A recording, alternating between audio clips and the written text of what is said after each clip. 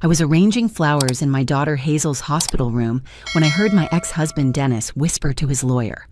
The words that came out of his mouth made my blood turn to ice, made my hands freeze on the yellow daisies I'd bought because they were Hazel's favorites. He thought I couldn't hear him from where I stood by the window, thought the steady beep of the heart monitor would cover his voice, but I heard every single word. "If she doesn't wake up, I get the $1 million life insurance," Dennis said to Gerald Voss, the same lawyer who'd tried to leave me penniless during our divorce. "How fast can we file the claim?" My whole body went numb. I couldn't move, couldn't breathe, couldn't process what I was hearing. This was our daughter lying unconscious in that hospital bed, our 11-year-old baby girl who loved soccer and mint chocolate chip ice cream and still slept with her stuffed elephant named Mr. Peanuts. The same little girl who'd called him Daddy and ran to him with her arms wide open every other weekend, even when he disappointed her more times than he showed up. Gerald Voss shifted uncomfortably in his expensive suit, pulling out his phone to check something. "The policy is ironclad. As long as there's no evidence of foul play, the payout should be straightforward. Maybe 2 weeks after she passes." After she passes. They were talking about my daughter's death like it was a business transaction, a deal to be closed. Dennis actually smiled then, a small, satisfied smile that I'd never seen on his face before. It was the smile of a man counting money he hadn't earned yet, money that would come from the death of his own child. But what happened next changed everything. What happened next saved my daughter's life and exposed a truth so horrifying that even now, months later, I still wake up in cold sweats thinking about it. Because my 9-year-old son Colton had been there the whole time, hidden behind the privacy curtain in the corner where he'd been reading his Harry Potter book. And Colton had been watching his father for days, had seen things that my innocent boy should never have had to see. He stepped out from behind that curtain with a courage that no 9-year-old should need to possess. His small voice cut through the room like a blade, clear and unwavering despite the fear I could see in his eyes. "Dad," Colton said, and every head in the room turned to him. "Should I tell the doctors what you put in Hazel's juice box before her field trip?" The silence that followed was absolute. Dennis's face went from pale to ghostly white in the span of a heartbeat.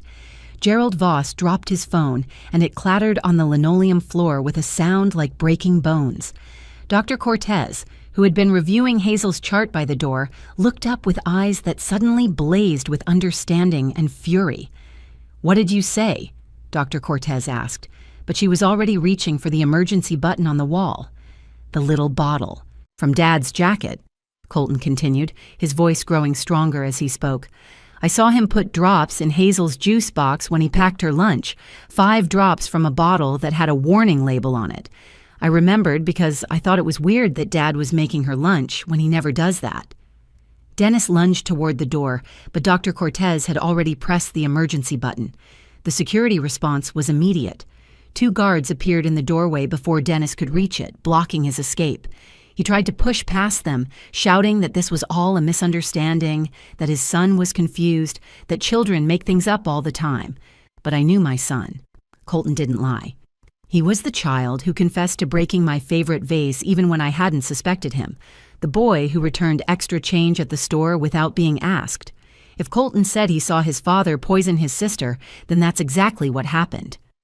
"The bottle is probably still in his car," Colton said, and now tears were rolling down his cheeks even as he stood tall. "In the black bag in his trunk, the one he always says is for work emergencies, but won't let anyone touch." Dr. Cortez's face had transformed from confusion to horrified comprehension. She grabbed the phone on the wall and spoke with an urgency that made my knees weak. "I need toxicology and police to room 314 immediately. Possible intentional poisoning of a minor. We need that vehicle searched now." Gerald Voss pressed himself against the wall, trying to distance himself from Dennis. "This wasn't what we discussed," he stammered. "You said she was already sick. You said it was just about the insurance payout timing." And there it was. In his panic to save himself, the lawyer had just confirmed the conspiracy. Dennis screamed at him to shut up, but it was too late. The truth was out, spreading through the room like spilled poison, contaminating everything it touched. I looked at my unconscious daughter, so small and fragile in that hospital bed, machines keeping her alive because her own father had tried to kill her for money. Then I looked at my son, my brave little boy who had just saved his sister's life by speaking a truth that must have terrified him to say. This is the story of how a father's greed nearly destroyed our family, and how a 9-year-old boy's courage saved us all. This is the story of the worst betrayal imaginable and the most powerful love I've ever witnessed. This is what happened when evil met innocence, and innocence refused to stay silent. Life had finally started feeling normal again after the divorce. I'm Francine, and for 2 years since leaving Dennis, I'd built a peaceful routine with my kids in our small but cozy house on Maple Street. The 3-bedroom ranch wasn't much compared to the colonial we'd shared with Dennis, but it was ours. Every wall held photos of genuine smiles, not the forced ones from the last years of my marriage. The kitchen smelled like cinnamon rolls on Sunday mornings instead of burnt coffee and resentment. Hazel, my 11-year-old daughter, was the star of her soccer team, the Riverside Rangers. She'd inherited my auburn hair, but thankfully not my complete lack of athletic ability. Every afternoon she'd practice headers in our backyard, her ponytail swinging as she counted out loud, 47, 48, 49. She had this dream of making it to 50 headers without dropping the ball, and she was getting close. Her room was a shrine to the U.S. women's national soccer team, with Megan Rapinoe posters covering every inch of purple-painted wall. Colton, my 9-year-old, preferred the quiet corners of our house, where he could build elaborate Lego cities or disappear into his books. He was reading 3 grades above his level, something his teacher, Mrs. Rodriguez, called remarkable. While Hazel was all motion and energy, Colton was stillness and observation. But he'd always watch his sister's games from his spot under the big oak tree, bringing a book, but rarely reading it. When Hazel scored, Colton's cheers were the loudest on the field. Dennis and I shared custody on paper, but reality told a different story. He was supposed to take the kids every other weekend and Wednesday nights. In the past 6 months, he'd canceled more than he'd shown up. "Big client meeting," he'd text at the last minute, or "emergency at the office, rain check." The kids had stopped asking why Daddy wasn't coming. They'd stopped packing their overnight bags with excitement. "It's okay, Mom," Hazel had told me just last month when Dennis canceled her birthday dinner. "Dad's busy making money. He always says money is the most important thing." That should have been my first warning. Dennis worked as a senior insurance broker at Peninsular Mutual, the same company where we'd met 15 years ago when I was a receptionist there. He'd climbed the corporate ladder with a ruthlessness I'd mistaken for ambition when we were young. Now he managed the high-value life insurance policies, the million-dollar ones that wealthy families bought. He knew those policies inside and out, knew every loophole, every clause, every possible way to maximize a payout. That Tuesday morning started with Hazel bouncing on my bed at 6:30. "Mom, it's museum day. We're going to see real dinosaur bones and the butterfly garden." Her 5th grade class had been looking forward to this natural history museum trip for months. Hazel had laid out her outfit the night before, her favorite jeans with the embroidered flowers, her lucky purple t-shirt, and the friendship bracelet her best friend Amber had made her. The night before, Dennis had made a rare appearance for his scheduled visit. What surprised me was his offer to help with the kids' lunches while I finished a work call with a client about a house showing. "I've got it, Francine," he'd said with unusual enthusiasm. "You take your call. I'll handle dinner and pack Hazel's lunch for tomorrow."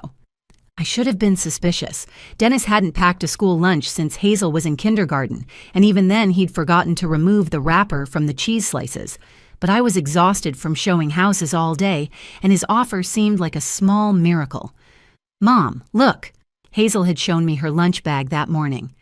"Dad made me a special juice box cocktail. He mixed apple and grape together in my thermos. He said it's a secret recipe for good luck at the museum." She was so happy that her father had done something special for her, so pleased by this small gesture of care. Her face glowed with the kind of joy that came from believing your absent father actually loved you. I'd smiled and kissed her forehead, telling her to have the best day ever. "Take care of your sister," I'd told Colton as they climbed onto the school bus together. He'd nodded solemnly, the way he always did when I gave him responsibility. 8 hours later, my phone rang during a showing. It was the school nurse, and her voice held the kind of controlled panic that made my stomach drop to my feet. "Mrs. Merrick, there's been an emergency. Hazel collapsed at the museum. She's being transported to St. Mary's Hospital. You need to come immediately." The house keys fell from my hand. The young couple I'd been showing around stood frozen as I ran to my car, leaving them standing in the empty living room of a house they'd never buy. Because in that moment, nothing mattered except getting to my daughter. I didn't know then that I was racing toward the discovery of a betrayal so monstrous that it would shatter every belief I'd ever held about how far a person could fall. The hospital became our prison for 3 days. Hazel lay unconscious in the pediatric ICU, her small body connected to more machines than I could count. The ventilator breathed for her with a mechanical rhythm that became the soundtrack to my nightmare. Her skin had taken on a grayish pallor that made her look like a ghost of the vibrant girl who'd kissed me goodbye just days before. The soccer tan lines on her arms were still visible, a cruel reminder of the healthy child she'd been. Dr. Amelia Cortez, the lead pediatrician, was running every test imaginable. She'd been practicing medicine for 20 years, but I could see the frustration and worry etched in the lines around her eyes. "Mrs. Merrick, we're seeing organ failure consistent with poisoning, but we can't identify the substance," she explained during one of our many hallway conversations. "Her liver enzymes are through the roof, her kidneys are barely functioning, and there's damage to her nervous system. We need to know everything Hazel consumed in the last 24 hours. I listed everything I could remember: breakfast cereal, orange juice, the school lunch Dennis had packed. "My ex-husband made her lunch the night before," I said. "A sandwich, some crackers, fruit, and a juice mixture. He made special for her." Dr. Cortez made notes on her tablet. "We'll need to test anything that might be left from that lunch. Does she still have the lunch bag?" But the lunch bag had been disposed of at the museum. Standard procedure, the field trip supervisor had explained apologetically. They'd thrown everything away when the paramedics arrived. Dennis showed up at the hospital 3 hours after I'd called him, claiming he'd been in a meeting with important clients. He burst through the doors with a performance worthy of an Oscar. "My baby girl," he cried out, loud enough for every nurse at the station to hear. "What happened to my precious daughter?" He brought balloons that said, "Get well soon," and a stuffed unicorn from the hospital gift shop. He sat by Hazel's bed and held her hand when the nurses were watching, tears streaming down his face. But I knew Dennis's tells after 13 years of marriage. The way his left eye twitched when he was calculating something, the slight tap of his index finger against his thigh when he was impatient, and he was doing both. Between his theatrical displays of grief, Dennis was constantly on his phone. His fingers flew across the screen with an urgency that seemed wrong for a father keeping vigil at his dying daughter's bedside. When I finally confronted him about it, he barely looked up. "It's work, Francine. You know how it is. The world doesn't stop just because we're here. Your daughter might be dying, Dennis." He looked at me then with an expression I'd never seen before. Cold. Calculating. "The doctors don't even know what's wrong with her. I can't just sit here doing nothing." On day 3, Dennis brought a visitor. Gerald Voss walked in wearing a charcoal gray suit that probably cost more than most people's monthly rent. I recognized him immediately as Dennis's divorce lawyer, the man who'd argued that I didn't deserve alimony despite giving up my career to raise our children. "What is he doing here?" I demanded. "Gerald wanted to offer his support," Dennis said smoothly. "He's a family friend, Francine. He cares about Hazel, too." Gerald Voss had never met Hazel.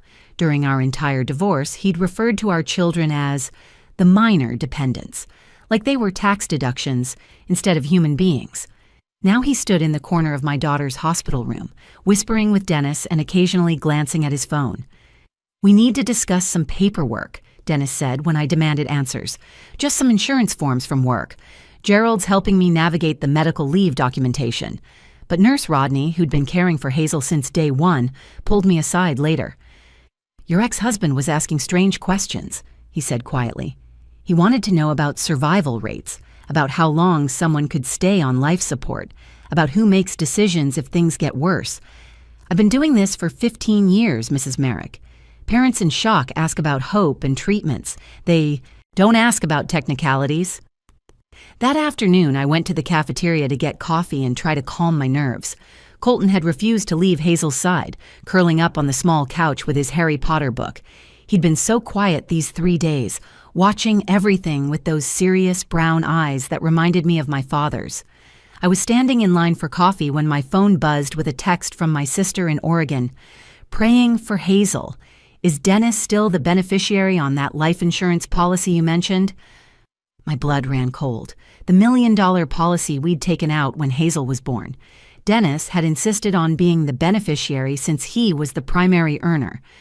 After the divorce, I'd meant to change it, but between work and single motherhood and soccer practices and homework help, I'd never gotten around to the paperwork. $1 million if Hazel died. Dennis would get $1 million if our daughter never woke up. Colton found me in the hospital cafeteria, his small face pale but determined. He'd run all the way from Hazel's room, and his Harry Potter book was still clutched in his hand, his finger marking the page where he'd stopped reading. His brown eyes, usually so calm and thoughtful, were wide with something between fear and urgency. "Mom, I need to tell you something," he said, sliding into the chair across from me. "I heard Dad talking to that lawyer man. They were talking about insurance money." I set down my coffee cup carefully, afraid my shaking hands would spill it everywhere. "What exactly did you hear, sweetheart?" Colton looked around the nearly empty cafeteria, then leaned closer. "Dad said if Hazel doesn't wake up, he gets $1 million. The lawyer man said something about filing papers quickly before anyone asks questions." The words hit me like physical blows. My hands shook so hard I knocked over my coffee cup, sending it crashing to the floor.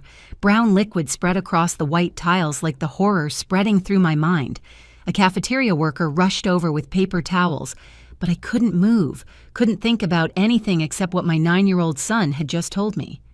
"There's more, Mom," Colton whispered, and his voice cracked slightly. "Remember when Dad packed Hazel's lunch? I was watching from the hallway because it was so weird, you know. Dad never makes our lunches." I nodded, unable to speak. My throat felt like it was closing up. "I saw him take a little bottle from his jacket pocket. It was small, like the vitamin drops you used to give us, but it had a different label. He put drops in Hazel's juice thermos. I counted them because I was curious. 5 drops. Then he shook the thermos really hard and smelled it before putting the lid on." "Why didn't you tell me before?" I managed to ask, though I immediately regretted the question. He was 9 years old. How could he have known? "I thought it was vitamins or something special to help her play better at soccer. Dad's always talking about performance and winning and being the best. But now that Hazel's sick and they can't figure out why and Dad's talking about money if she dies, I think maybe it wasn't vitamins." The pieces clicked together in my mind with sickening clarity. The sudden interest in packing Hazel's lunch, the mysterious illness that baffled the doctors, the insurance policy I'd never changed, Gerald Voss's presence, the questions about life support and survival rates. Dennis had poisoned our daughter for money. I grabbed Colton's hands across the table. They were so small, still little boy hands despite the grown-up situation he'd been thrust into. "Colton, listen to me very carefully. You did the right thing telling me. You might have just saved your sister's life." "Is Dad going to jail?" he asked, and there was no hope in his voice, just a sad acceptance that shouldn't exist in a 9-year-old's world. "I don't know what's going to happen," I said honestly, "but we need to tell Dr. Cortez what you saw.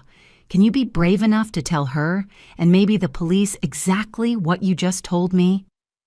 He straightened up in his chair, and for a moment I saw the man he would become someday, strong and principled and protective. "I can do it. For Hazel." We walked back to Hazel's room together, my hand on Colton's shoulder as much for my support as his. My mind was racing, planning what needed to happen next. We needed to tell Dr. Cortez immediately so she could test for the right poison. We needed to keep Dennis from knowing we were on to him. We needed to make sure he couldn't run. As we approached Hazel's room, I could hear Dennis's voice through the partially open door. He was talking to Gerald again, and they clearly thought they were alone, except for unconscious Hazel. "How much longer do we have to wait?" Dennis was saying. "The doctors are talking about running more tests. What if they find something?" "They won't," Gerald replied. You said the substance was untraceable after 72 hours. We're past that window now. Once she passes, we file immediately. The grieving father, the tragic field trip accident, no one will question it. I felt Colton tense under my hand. This was it. This was the moment that would either save Hazel's life or let her killer walk free. I looked down at my son, and he nodded. He understood what we had to do. "Stay behind me," I whispered. "When we get in there, if Dad says anything else about the insurance or about Hazel dying, you speak up just like you told me. Be loud and clear so everyone hears you." "I will, Mom. I promise." We stood outside that door for one more moment, gathering our courage. Inside that room was a man I'd once loved, the father of my children, plotting our daughter's death for money. But also inside that room was our last chance to save Hazel, to get justice, to stop a monster who wore the mask of a father. I pushed open the door, and we walked in together, ready to face the devil we'd once called family. The room fell silent as we entered. Dennis and Gerald were huddled by the window, their voices low but still audible in the quiet of the hospital room. Dr. Cortez was reviewing Hazel's chart by her bedside, while Nurse Rodney adjusted the IV drip. The steady beep of the heart monitor continued its rhythm, the only sound that didn't stop when we walked in. Dennis looked up, irritation flashing across his face. "Francine, we're having a private conversation." "About our daughter's life insurance?" I asked, my voice steady despite the rage burning in my chest. Gerald Voss shifted uncomfortably, sliding his phone into his pocket. "We were just discussing Dennis's work situation, the financial impact of extended medical leave." Dennis's voice carried across the room, though he thought he was being quiet enough. "Look, if she doesn't wake up by tomorrow, the insurance pays out $1 million tax-free.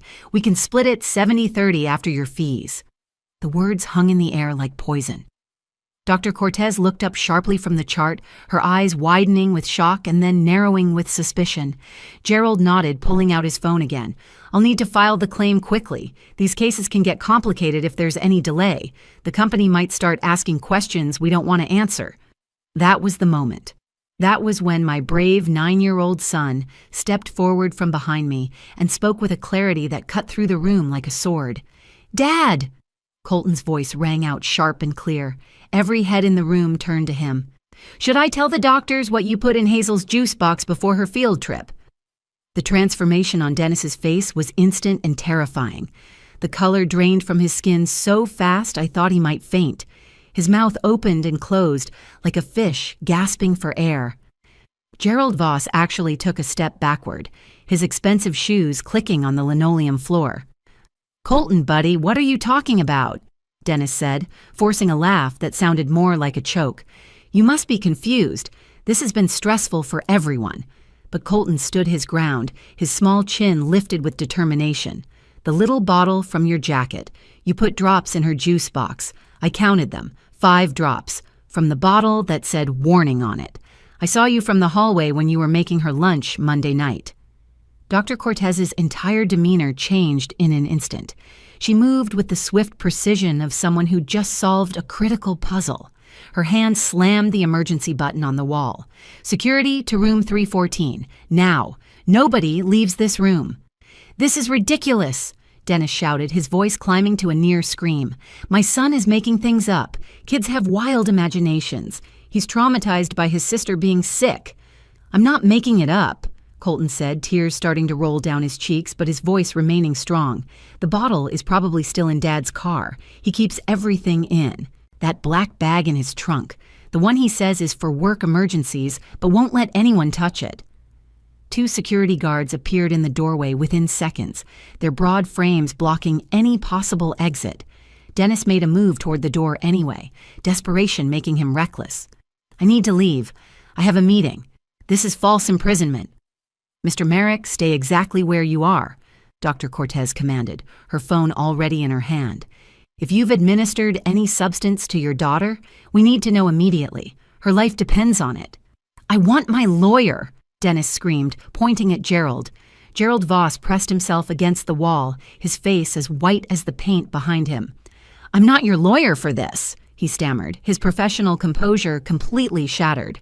"This wasn't what we discussed. You said she was already sick. You said we were just timing the insurance claim properly." The confession hung in the air like a smoking gun. Gerald's attempt to save himself had just confirmed the conspiracy. Dennis turned on him with pure rage in his eyes. "Shut up, you idiot! Shut your mouth!" Dr. Cortez was already on the phone with the police. "I need units at St. Mary's Hospital immediately. Room 314, pediatric ICU. Possible attempted murder of a minor by poisoning. The suspect is present and contained. We need a warrant to search his vehicle immediately." She then grabbed the room phone and dialed another number. "I need toxicology here, stat. Test for ethylene glycol poisoning. Start preparing fomepizole for administration. We may have identified the toxin." Dennis had backed into the corner now, trapped between the security guards and the weight of his crime. "You can't prove anything," he said, but his voice had lost all its confidence. "Even if there was something in her juice, you can't prove I put it there." "Dad, I took a picture," Colton said quietly, and everyone turned to look at him again. "With Mom's old phone she lets me use for games. I took a picture of you holding the bottle because I wanted to show Mom you were actually making lunch for once. It's still on the phone at home." That was the final nail in Dennis's coffin. He slumped against the wall, his legs seeming to give out. One of the security guards moved closer, ready to catch him if he fell or grab him if he ran. "How could you?" I asked, my voice breaking for the first time. "She's your daughter. She loves you even when you disappoint her over and over. How could you try to kill her for money?" Dennis didn't answer. He just stared at the floor, his mask finally completely gone, revealing the monster underneath. The police found the bottle in Dennis's car exactly where Colton said it would be. Ethylene glycol, commonly known as antifreeze, sweet-tasting and odorless when mixed with juice, and lethal in small doses. The moment Dr. Cortez knew what poison to treat, everything changed. She administered fomepizole, the antidote, through Hazel's IV while explaining that we'd caught it just in time. Another day, maybe 2, and the damage would have been irreversible. Within 24 hours of starting the treatment, Hazel's eyes fluttered open. The first word out of her cracked lips was, "Mom." Her voice was hoarse, barely a whisper, but it was the most beautiful sound I'd ever heard. I collapsed onto the bed beside her, sobbing into her hospital gown while Colton climbed up on the other side, wrapping his small arms around his sister like he could protect her from everything bad in the world. "My throat hurts," Hazel whispered, confused. "What happened? Did we miss the butterfly garden at the museum?" Dr. Cortez smiled for the first time in 4 days. "You're going to be just fine, sweetheart. Your brother is a hero. He saved your life." The investigation moved quickly after that. The photo Colton had taken on my old phone showed Dennis holding the bottle of antifreeze, time-stamped from Monday night. Security footage from Dennis's office parking garage showed him purchasing the antifreeze from an auto supply store 2 weeks before the poisoning. His internet search history revealed months of research into undetectable poisons, life insurance policies, and how long someone could survive on life support. Dennis was arrested and charged with attempted murder, insurance fraud, and child endangerment. Gerald Voss was charged with conspiracy to commit insurance fraud and lost his law license before the trial even began. During the trial, the prosecutor presented evidence that Dennis had been planning this for 6 months, ever since his gambling debts had reached $250,000, a detail I'd known nothing about during our marriage. The judge at Dennis's sentencing was a grandmother herself, and her voice shook with controlled fury as she spoke. "Mr. Merrick, you didn't just try to kill your daughter. You tried to destroy your son's innocence and his mother's sanity. You violated the most sacred trust that exists, that between a parent and child.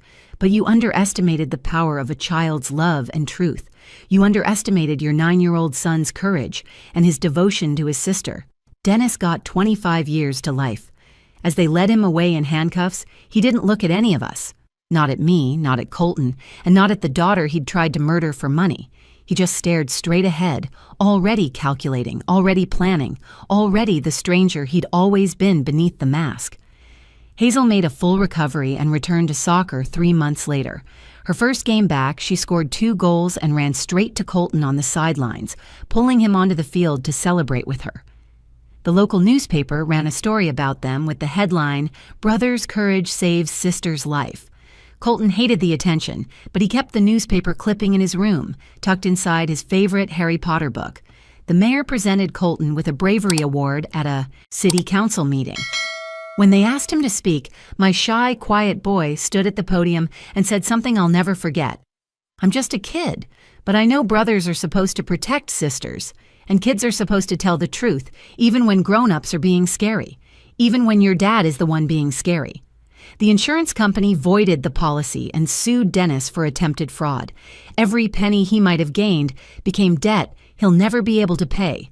But more importantly, my children learned that truth has power, that courage comes in all sizes, and that real love means protecting each other, no matter how frightening the threat. Now, every morning when I pack my kids' lunches, Colton still watches from the doorway. Not because he doesn't trust me, but because vigilance has become part of who he is. He's not paranoid or damaged. He's protective and aware. At 11 years old, he's already the kind of man this world needs more of, the kind who speaks truth when others would stay silent. Hazel knows what her father tried to do. We couldn't keep it from her, not with the trial and the news coverage, but she's chosen to focus on what her brother did instead. "Colton saved me," she tells people matter-of-factly. "He's the best brother in the world." Their bond, already strong, has become unbreakable. The truth is, evil doesn't always announce itself with thunder and lightning. Sometimes it comes disguised as a caring gesture, a packed lunch, a special juice box mixed just for you. But truth has a voice too. And sometimes that voice belongs to a 9-year-old boy who loves his sister more than he fears his father. Sometimes heroes come in small packages, carrying Harry Potter books and the courage to speak when it matters most. That's what I learned in that hospital room. Monsters are real, but so are heroes. And sometimes the smallest hero can slay the biggest monster just by telling the truth. If this story touched your heart or opened your eyes to the dangers that can hide in plain sight, please share this video with others who need to hear it. Leave a comment below about a time when someone's courage saved the day in your life. And don't forget to subscribe to this channel for more powerful true stories that remind us of both the darkness and light in this world. Thank you for listening to our story.